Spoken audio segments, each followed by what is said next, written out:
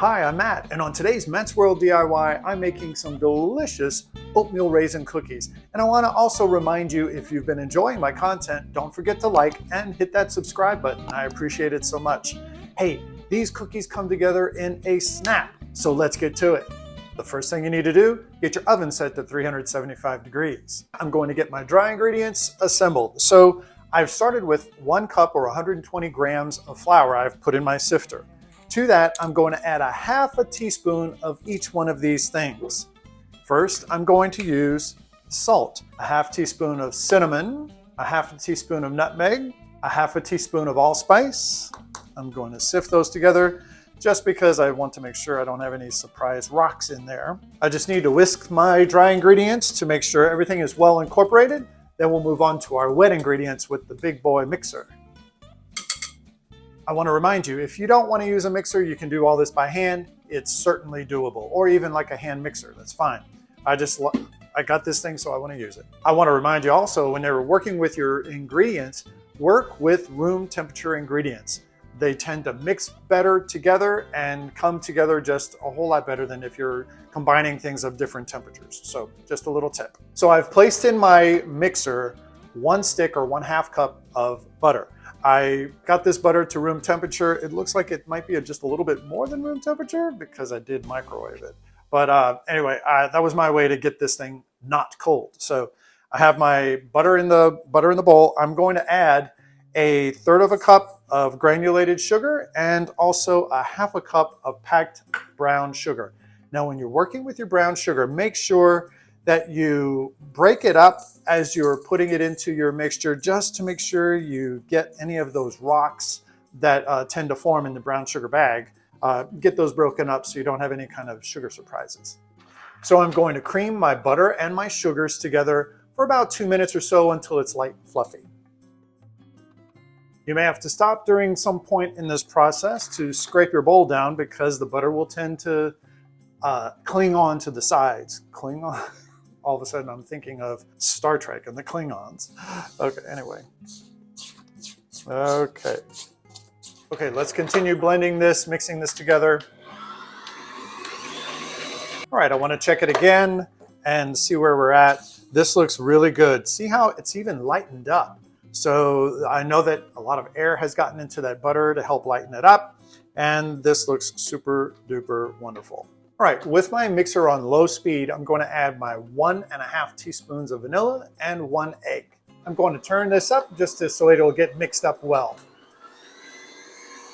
All right, I want to check just to make sure that there's no bits hiding on the edges of my bowl. So yeah, you're going to need to mix, you're going to need to scrape down your bowl because things tend to not completely get combined in. At the beginning of this video, I said to preheat your oven at 375 degrees.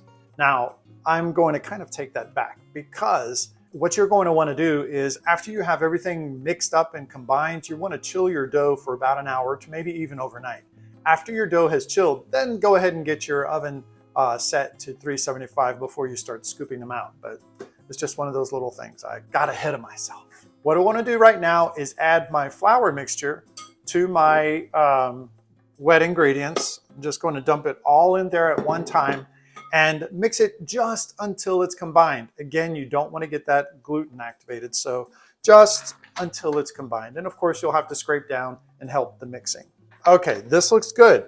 It's just combined, and that's what you want. If you don't want to go overboard with this. To my mixture, I'm going to add 1.5 cups of oats. These are rolled oats. Don't use the quick oats because those are a bit more processed and you're going to have a different kind of outcome if you do that. So I advise don't. And then also I'm going to add a 1/2 cup, no I'm not, I'm going to add a 1 cup of raisins. And I'm going to mix this just a little bit and then I'll proceed with finishing it off by hand. There we go. It took no time at all. And remove my bowl. I'm going to finish this off by hand. Now that your oatmeal cookie mixture is well combined, go ahead and cover it and put it in the refrigerator for about an hour to overnight. I almost forgot one more thing. I want to put some walnuts in. So I've taken, this is totally optional. If you don't want to put the walnuts in, you don't have to. but I would like a little extra texture if that's possible in an oatmeal cookie. I want to put a little extra into my mixture. So I'm putting in about a half a cup of chopped up walnuts. And you can mix this by hand, or you could let your mixer help you out. It really doesn't require a great deal of effort. So I'm just going to mix this by hand, and then I will put this into the refrigerator.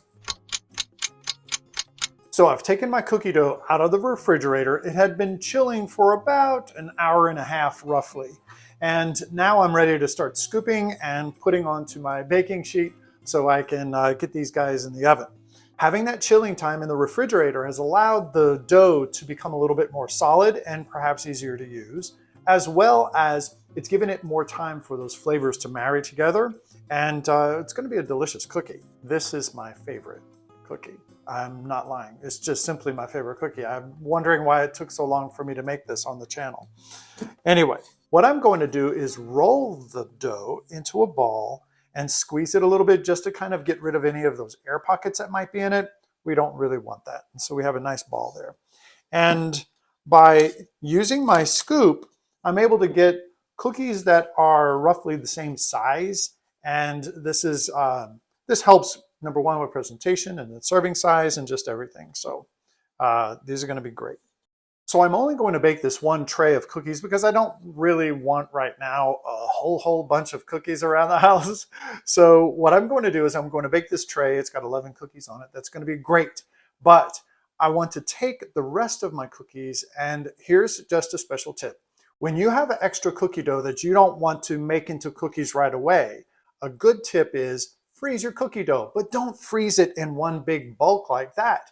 What you want to do is roll it into balls like this, freeze it on a tray, place it into a baggie, and then put it back in the freezer, and you have cookie dough balls that are ready to thaw and cook whenever you want them. So it's a great little tip. I think you should know about it. These guys are going to go into the 375-degree oven for about 8 to 10 minutes, and they are going to spread out a little bit, so I've placed them with a little bit of distance in between. So 375 degrees for 8 to 10 minutes. These are perfect. I cannot wait to get into these. They smell so good. You know how oatmeal cookies can make a room just smell delicious. So they're a little brown on the edges and a little golden on top. I'm going to let these sit and rest on the cookie sheet for about 1 to 2 minutes, and then I'll transfer them to the cooling rack to completely cool. I have to try to not dive into this right now. They're my favorite cookie. I hope you get a chance to make this recipe. These oatmeal cookies are divine. You're going to love the way the oatmeal and the raisins and the walnuts and the spices all come together. If you like this video, don't forget to like and subscribe. Also, check out some of my other cookie recipes I have on my cookie playlist. I'll see you next time.